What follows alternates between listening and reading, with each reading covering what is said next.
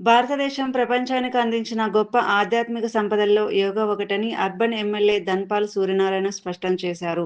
ఆయుష్ శాఖ ఆధ్వర్యంలో జిల్లా కలెక్టరేట్లో నిర్వహించిన అంతర్జాతీయ యోగా దినోత్సవ కార్యక్రమంలో పాల్గొన్నారు.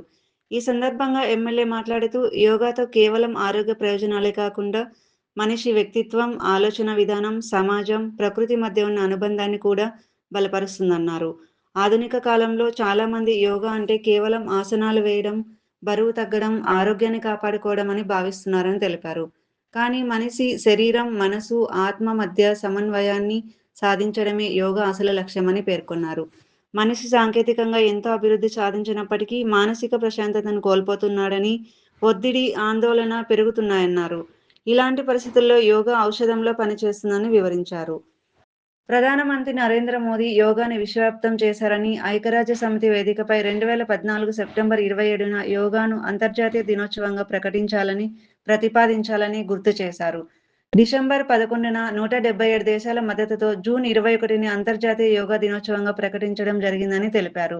యోగాకు కులం, మతం, ప్రాంతం అనే భేదాలు లేవని, ప్రతి మనిషి ఆరోగ్యం, శాంతి కోసం రూపొందించిన జీవన విధానమని చెప్పారు. అనంతరం ఆయా శాఖల అధికారులు, సిబ్బంది, విద్యార్థులతో కలిసి యోగాసనాలు వేశారు. విద్యార్థులు చేసిన విన్యాసాలు ఎంతగానో ఆకట్టుకున్నాయి. కార్యక్రమంలో ఆయుష్ శాఖ ఆఫీసర్ గంగాదాస్, మేరా యువ భారత్ సమన్వయకర్త రమేష్, డివైఎస్ఓ పవన్ కుమార్, యోగా గురువులు ప్రభాకర్, సిద్దిరాములు, రామచందర్ రావు తదితరులు పాల్గొన్నారు. ఆర్య సమాజ్ ఆధ్వర్యంలో అంతర్జాతీయ యోగా దినోత్సవాన్ని పురస్కరించుకొని ఆర్య సమాజ్ ఆధ్వర్యంలో ఏర్పాటు చేసిన కార్యక్రమంలో అర్బన్ ఎమ్మెల్యే ధన్పాల్ సూర్యనారాయణ పాల్గొన్నారు. ఈ సందర్భంగా ఎమ్మెల్యే మాట్లాడుతూ, ప్రతిరోజు కొన్ని నిమిషాల యోగా జీవితానికి ఎన్నో సంవత్సరాల ఆరోగ్యాన్ని ఇస్తుందన్నారు. యోగా కేవలం వ్యాయామం కాదని, జీవితం ఎలా గడపాలో నేర్పే విజ్ఞానం అన్నారు. కార్యక్రమంలో ఆర్య సమాజ్ అధ్యక్షులు మహంకాళి విజయ్, ఉపాధ్యక్షులు రాజులు, ప్రధాన కార్యదర్శి శ్రీనివాస్, ప్రసన్న, బీజేపీ కార్పొరేటర్ జ్యోతి మురళి, సీనియర్ నాయకులు ఇల్లెందుల ప్రభాకర్, కృష్ణ మారవార్, శ్రీనివాస్ పాల్గొన్నారు. కలెక్టరేట్ ప్రాంగణంలో ఆయుష్, ఎన్వైకే మరియు ఇతర యోగా గురువుల ఆధ్వర్యంలో ఈరోజు యోగా ప్రక్రియ మనము సాధన చేయడం జరిగింది. ఈ సందర్భంగా ఇందూర్ నగరం అంటే యోగాకు, క్రీడాకారులకు, కళాకారులకు ఒక పుట్టినిల్లు.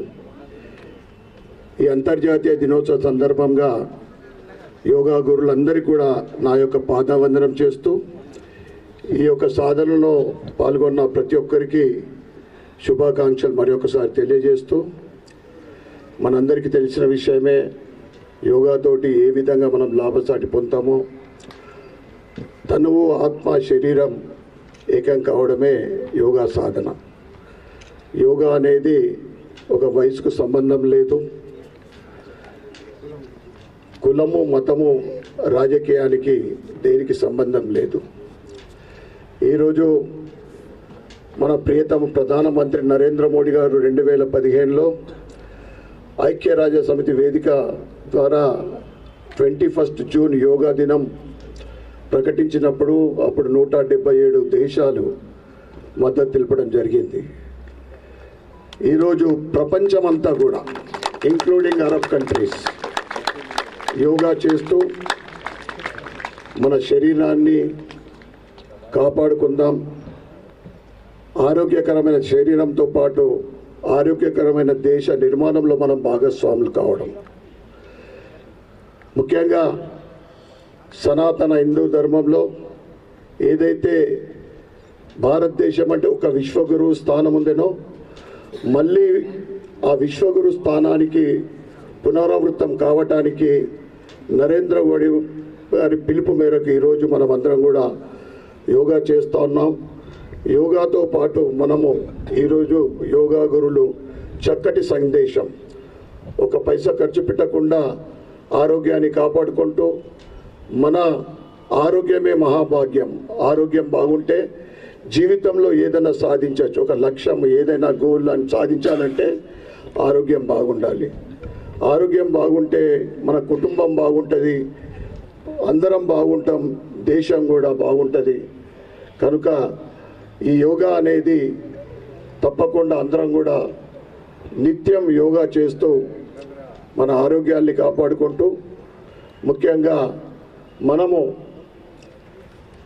యోగా అంటే ఈ యోగా సాధనతోటి మనసంతా కూడా ఒక ఉల్లాసంగా ఉంటుంది.